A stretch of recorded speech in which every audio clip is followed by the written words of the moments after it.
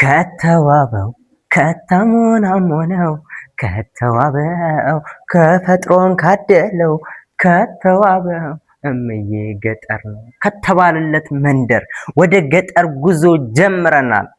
ሁሉም መነሻው አብዛኛው መነሻው ገጠር ነው። ትዝታውን በእኛ ያያል ታያላችሁ። አብረን እንሄዳለን። ወዴት? ወደ ገጠር ከትውልዴ ቦታ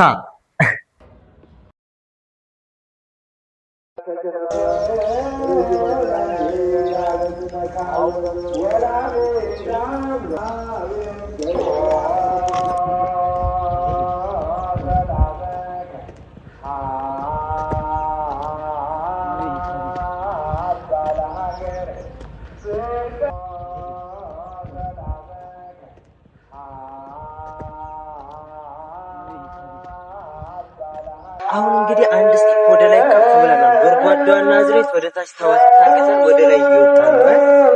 ስለዚህ እንቀጥላለን ማለት ነው።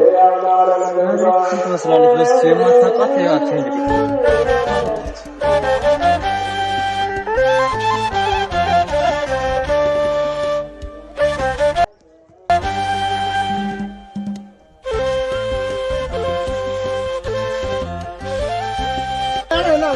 አብራደጌ መሰረት የሆነውን ቤስት ፍሬንድ አግኝቼዋለሁ።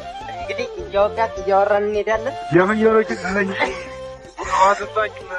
ዋስዋኝ አለ፣ የፍየሎች እረኝነት አለ። ሌላ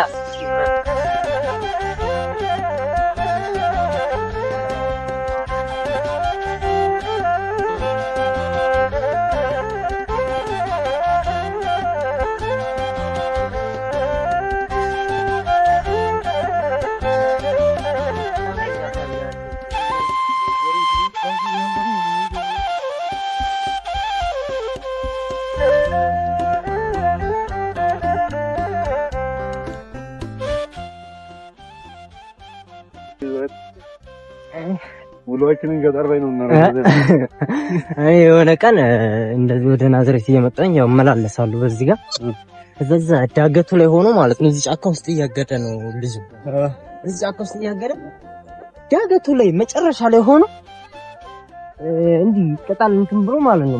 እንደዚህ ሲጣራቸው እግዚአብሔርን ገርሞኝ እንዲህ ስብስብ ስሩ ከጫካ ውስጥ ወጥተው ማለት ነው በሙሉ እንዲህ ስሩ ስብስብ ነው እንዴና ነብዬ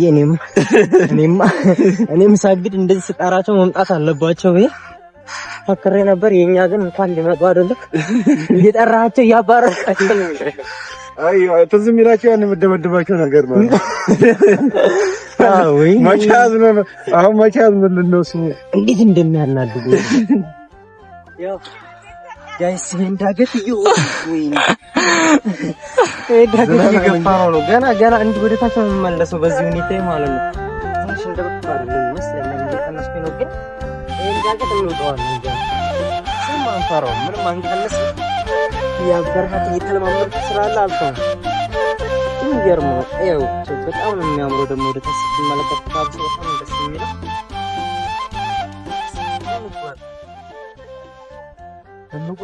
ደግሞ እናቶች እኔ ራሱ ሊደፍነኝ ይዳዳኛል። ግን እነሱ እንዴት እንደሚወጡ ምንም አይመስላቸውም።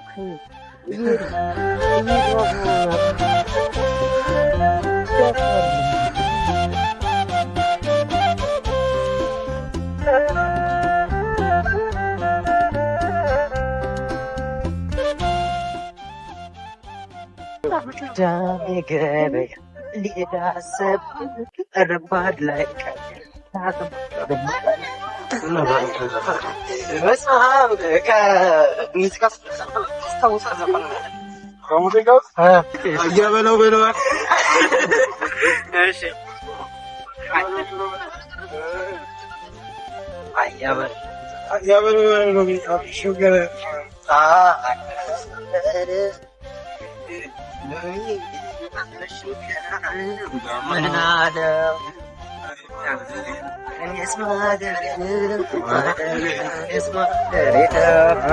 አብረን እንጓዛለን እንሄዳለን። ከእናንተ እኩል ነው መሄድ ያለብን። ያው ጉዟችን እንደቀጠለ ነው። ግን ምንድነው እኔ ከማይረሳኝ ነገር ያው በዚህ መንገድ ላይ በጣም ብዙ ጊዜ ተመላልሻለሁና ይህ እዚህ ጋር የማስታውሰው ነገር ልንገርህ። የእውነቴን የምልህ እንትን ውሾች ሲወለዱ ሴቶቹ ይጣሉ እና የሆነ ቀን እንደዛ ሴቶች ሆነው መሰለኝና እዚህ ጋር ተጥለዋል ማለት ነው። ከዛ በዚህ ጋር ሳልፍ ልክ ግማሹን ልትሞት ደርሳል ብላ ማለት ተቀብላ በቃ ከዛ አንደኛዋ ግን ያቺኛው ልትሞት የደረሰችውን ይገበላቻል ማለት ነው። ማርያም ረሃብ ምን ያህል ነፍሷን ለማቆየት እግዚአብሔርን ነፍሷን ለማቆየት እሷን ራሷን ጓደኛን እየበላቻት ነበርና በስመ አብ እኔ እዛን ቀን ስፍስፍን ያልኩት እናቤት ምክንያቱም አስብ የረሃብ ነገር ማለት ነው። አንዱን ይገበላው እንግዲህ ያው በዚህ ጋር መረዳት ያለብን ነገር ነፍሳቸውን ለማቆየት ሲሉ እሷም እንግዲህ የእሷን ነፍስ ለማቆየት ስትል ነው ራሷን በላች ማለት ነው። የራሷን በላች። ውሻ ነው ይበለው አስብ ምን ያህል እንግዲህ እንስሳም አይበላም ማለት ነው። እንግዲህ ጊዜው ሲከፋ ሰው ሲበላ ይመጣል ማለት ነው። ሰውን ያለንበት ልክ አይደለም። በነገራችን ላይ የቆንጣ ፍሬ ያለው እኮ ሲደርቅ እንደዚህ ነው ማለት ነው። ኧረ አንተ ፍሬው በሙሉ ራሱን ይጥላል ማለት ነው። በዚህ ጋር ቲያትር እሰራለሁ። ያው እኔ ትወና በጣም አፍቃሪ ነኝ እና በዚህ እየተመላለስኩኝ ለምሳሌ ማታ 11 ሰዓት የምገባ ከሆነ 9 ተኩል ላይ ምናምን ከገጠር ተነስቼ ከዛ እዛ ለ11 ሰዓት እደርሳለሁ።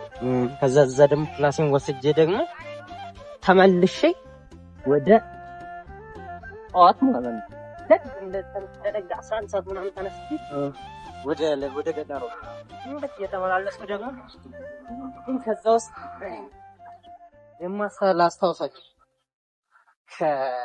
ከምሰራው ተነበረው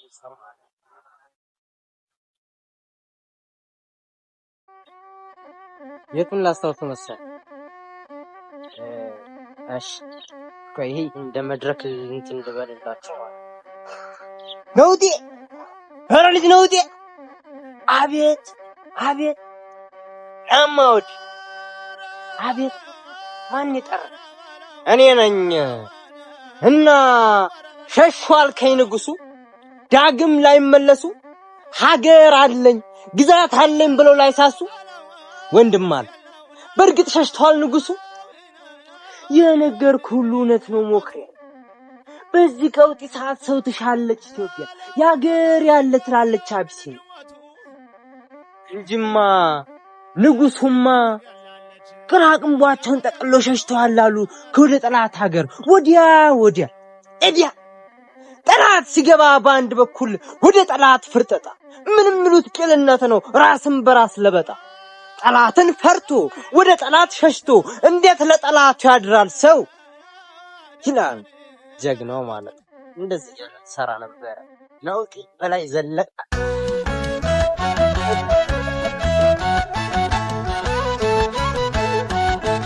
እንደዚህ ያፈርነ ማለት አንዴ ከቆሸሽን ቆሸሽን ኧረ ተው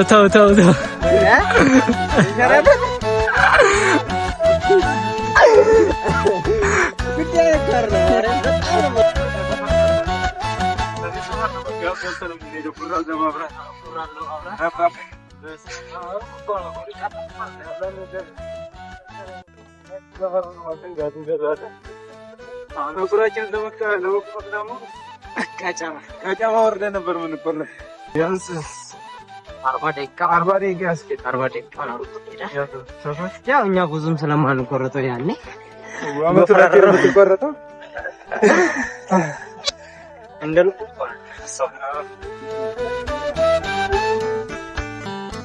ካው ጋር ማያችሁ ሹኮን እንዴት እንደምትበላው ድንጋይ ገደል ላይ ወራሮ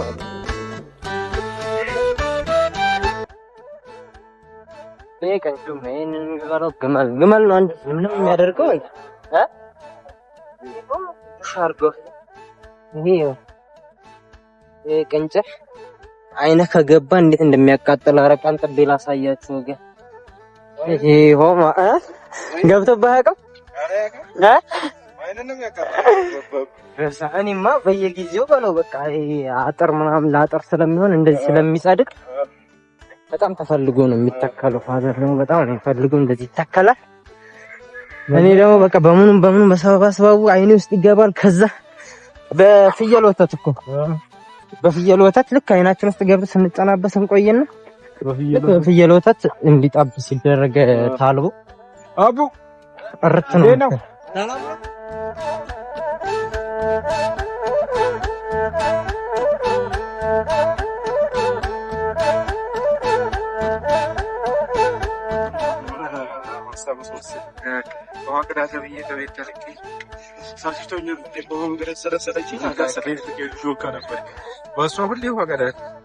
ያለችው ቤት ውስጥ እሷ ብቻ ሳይሆን የሚችላትም እሷ ነው። ኦኬ ካርቼ እንደዚህ አይነት ፎቅ ላይ ጥያታል።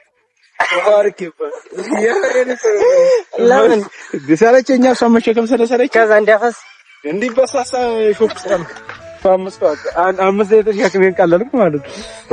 እስከሚገዛ ደግሞ በዛ ላይ እስከሚገዛ ድረስ ይቆያል። ከተማ ሲኬድ ነው የሚገዛ። ዋሃያ ምናምን ስለማችን በዚህ ቸከም ብለን አይደለም ማለት ነው። ምንድነው ሳማ